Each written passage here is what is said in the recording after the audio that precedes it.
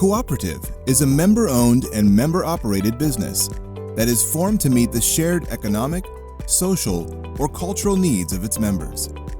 Unlike traditional businesses that prioritize profit for investors, cooperatives are guided by democratic principles, with members having an equal say in decision-making. Any profit generated by the co-op is distributed among members based on their use of the co-op. Profits and benefits of the co-op belong to members and stay within their community. Starting a cooperative involves 6 key steps, including identifying an unmet common need, determining whether a cooperative business can meet that need, creating a legal structure, raising capital, starting operational activities, and implementing ongoing education, training, and strategies to ensure long-term success. While specific industries might have variations, each of these 6 steps is essential for a successful cooperative. By following these steps, individuals can create a sustainable and member-driven enterprise that benefits their community. Anthropologist Margaret Mead once famously said, "Never doubt that a small group of thoughtful, committed citizens can change the world. Indeed, it's the only thing that ever has." Every new venture starts with an idea. For a cooperative, it's crucial to consider if a group effort could address the underlying issues better than individuals working alone. Often, a small group starts exploring the idea. As the idea gains traction, more people tend to get involved. The first question to factor in is, does this idea have business potential? Consider if the cooperative model is the best way to meet a shared need. Also ask yourselves, is there an advantage to working together rather than going it alone? Is the proposed cooperative business feasible? Is this idea worth the significant time, resources, and energy required to organize a cooperative? And will this cooperative truly benefit future members and the community? By thoughtfully considering these questions, you may find that creating a cooperative is not the best path forward. But if your group determines that a cooperative is a viable option, many co-ops begin with a study circle to explore the cooperative model. While exploring the co-op model, it is important to gather information about the basic structure of co-ops, identify what resources are available to help in co-op development, and further define the business concept. Also, take the time to learn about cooperative principles and values. Since cooperatives are mutually owned businesses, it's important to learn how to work together to build a culture of ownership. As your concept evolves, look for a cooperative development center or professional to guide you. They can recommend consultants like lawyers, accountants, or lenders familiar with co-ops. They can also connect you with established co-ops in your area for insights, best practices, and share feasibility studies or business plans. If you need help in locating a co-op development center, contact USDA Cooperative Services at coopinfo@usda.gov. Early on, it's crucial to discuss the mission and values of your proposed co-op. Within a year or 2 of opening, every business faces challenges. Without a shared understanding of the co-op's purpose, conflicts can arise. When challenges occur, the agreed-upon mission and values will guide your decisions and help you move forward. Remember, cooperatives are fundamentally driven by principles. Take the time to understand the cooperative's principles and define your co-op's unique mission and values. After conducting background research, it is important to organize an exploratory meeting to present the concept to a wider group of potential members. If there's interest, form a steering committee. When forming the steering committee, consider the skills needed, such as industry knowledge, community organizing, and financial management. Don't just pass around the sign-up sheet. Personally invite potential members even busy ones, as they often don't volunteer without a direct invitation. Aim for a steering committee of 3 to 6 people. The committee will create a project plan and keep everyone on track. You can have subcommittees as well, but a smaller steering committee helps maintain focus. At the exploratory meeting, ask potential members to contribute earnest money. This helps cover organizing expenses like legal fees and meetings. Even a small contribution can be a strong indicator of a person's commitment to the proposed cooperative. Now, let's explore the process of determining if the business idea is viable. In cooperative development, business viability is determined by both a feasibility study and a business plan.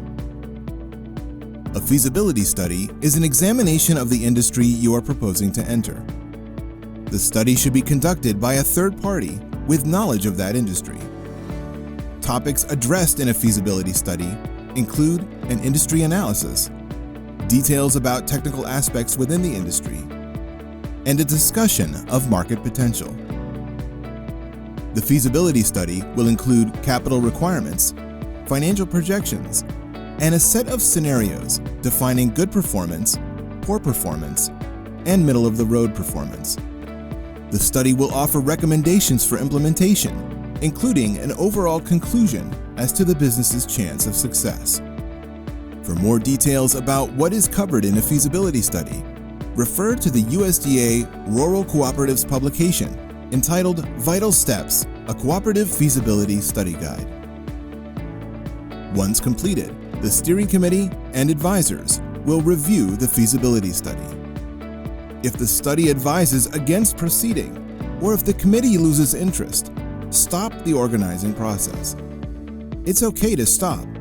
In fact, if the study shows no market for your product or service, it's best not to proceed.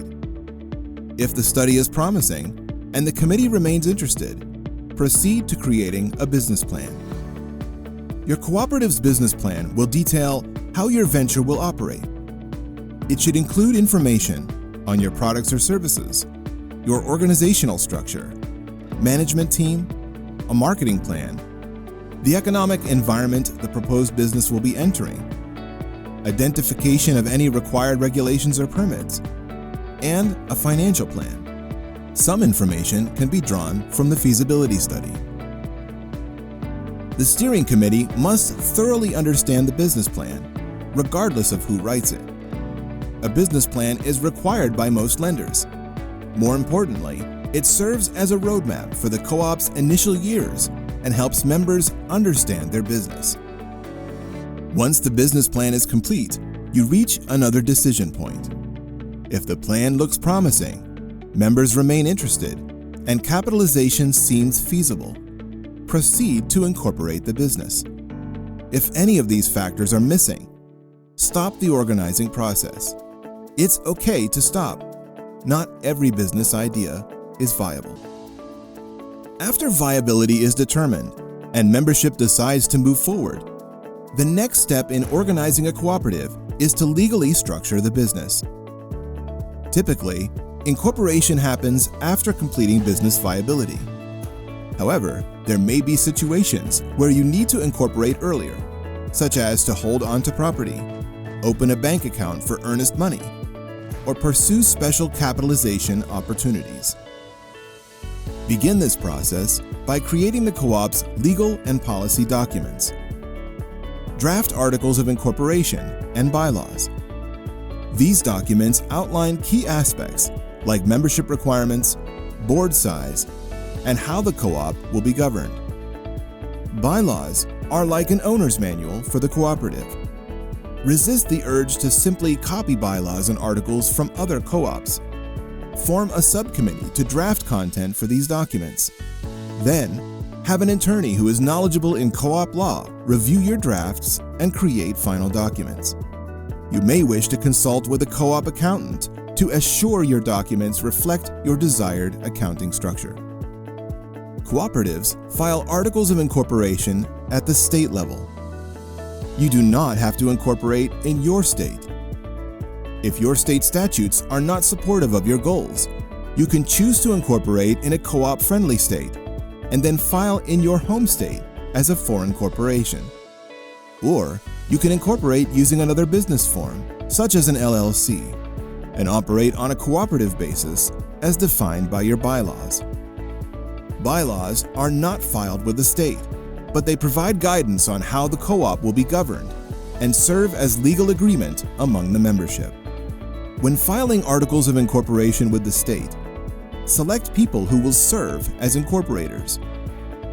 Often, members of the steering committee will sign the articles of incorporation.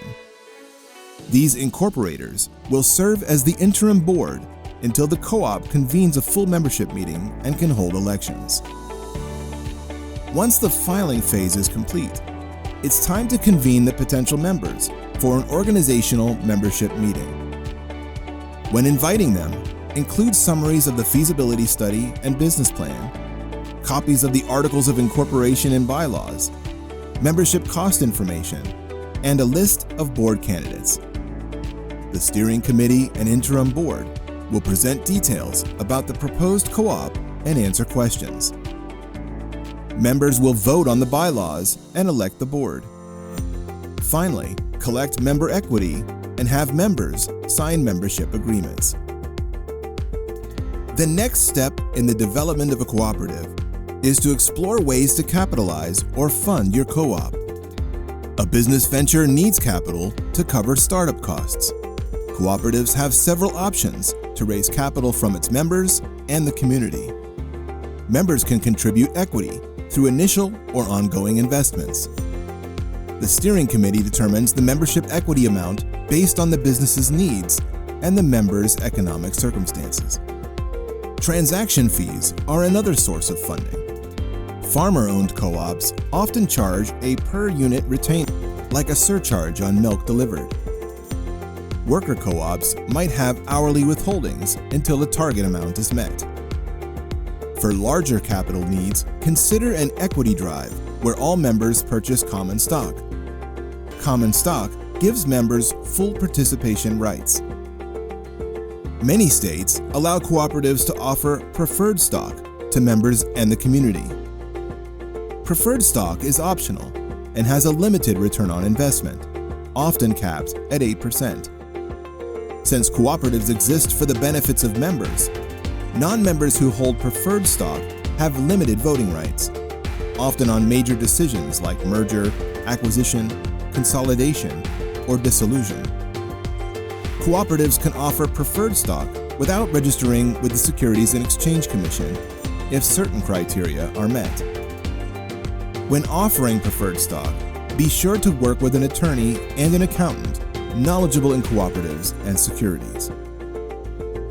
Membership equity, transaction fees, and offering stock are all considered equity investments and treated as an asset on the cooperative's balance sheet.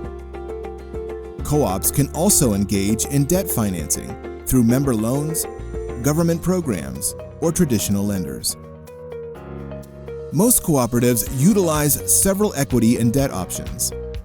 A cooperative could pursue grant funding.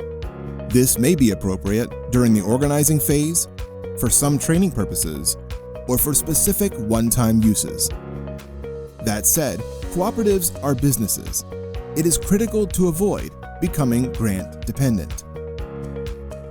After completing the steps of idea exploration, business viability, legal structuring, and capitalization, it is finally time to make your cooperative operational.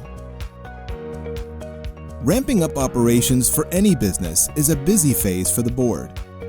The co-op will need to acquire insurance for the business, insurance to protect the board and officers, and workers' compensation to cover any employees. Your industry may require local or state licensing. This is also the time for the board to hire or contract with a manager to oversee daily operations.